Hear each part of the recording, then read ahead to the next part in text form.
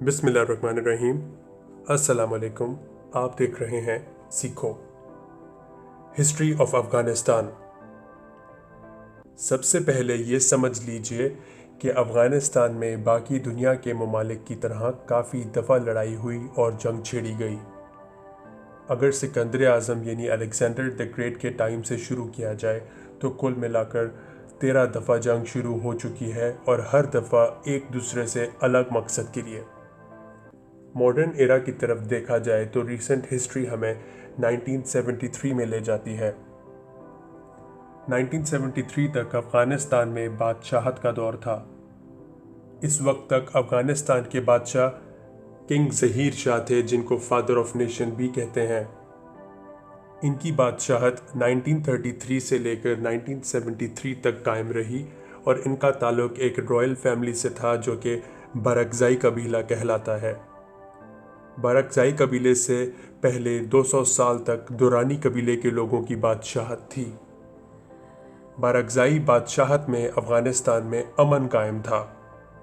انہوں نے بین الاقوامی سطح پر اچھے تعلق بنا لیے تھے۔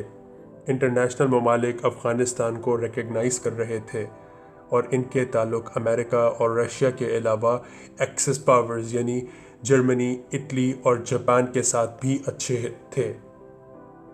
افغانستان کچھ ممالک میں سے ایک تھا جو کولڈ وار میں نہ تو امریکہ کے ساتھ کھڑے ہوئے تھے نہ ہی رشیا کے ساتھ۔ ظہیر شاہ نے افغانستان کو ماڈرنائز کرنا شروع کر دیا۔ 1964 میں ایک قانون لایا گیا جس میں کہ بادشاہت کے نظام کو اب آہستہ آہستہ جمہوریت یعنی ڈیموکریٹک سسٹم کی طرف لایا جانا تھا۔ اس میں ایک قانون ایسا بھی بنایا گیا تھا جس کے مطابق آئندہ سے کوئی بارکزائی قبیلے کا آدمی بادشاہت میں نہیں آ سکتا تھا۔ ظہیر شاہ نے اپنی بادشاہت میں 2 وزیر اعظم بھی رکھے تھے۔ ان میں سے ایک محمد داؤد خان تھے۔ یہ محمد داؤد خان ظہیر شاہ کے فرسٹ کزن بھی تھے۔ داؤد خان کے ظہیر شاہ کے ساتھ تعلق ٹھیک نہیں تھے، اور کہا جاتا ہے کہ جو ظہیر شاہ نے قانون بنایا تھا کہ وہ اپنے قبیلے کے لوگوں کو بادشاہت میں آنے سے روک دیں، وہ قانون داؤد خان کے لیے ہی تھا تاکہ وہ حکومت میں نہ آ سکیں۔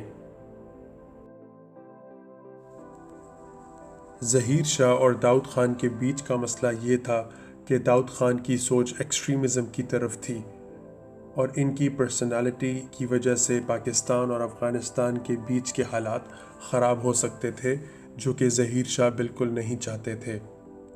ظہیر شاہ باقی ممالک کی طرح پاکستان سے اچھے تعلق بنانا چاہتے تھے۔ ظہیر شاہ کی بادشاہت کے دوران کافی مسئلے آتے رہے۔ قانون پر عمل نہیں ہو رہا تھا، گورننس کے بھی مسئلے تھے۔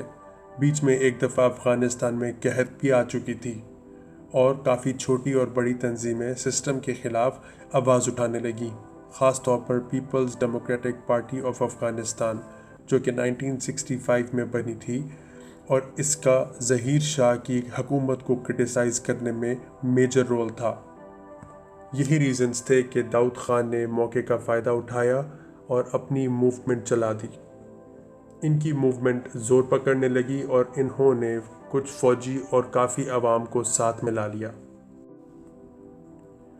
1973 میں ظہیر شاہ اپنے علاج کے لیے باہر گئے، اور پیچھے سے داؤد خان نے ان کا تختہ پلٹ دیا، یعنی کہ کو کر دی۔ یہ ایک بلڈ لیس کو تھی جس میں کہ کوئی جانی نقصان نہیں ہوا۔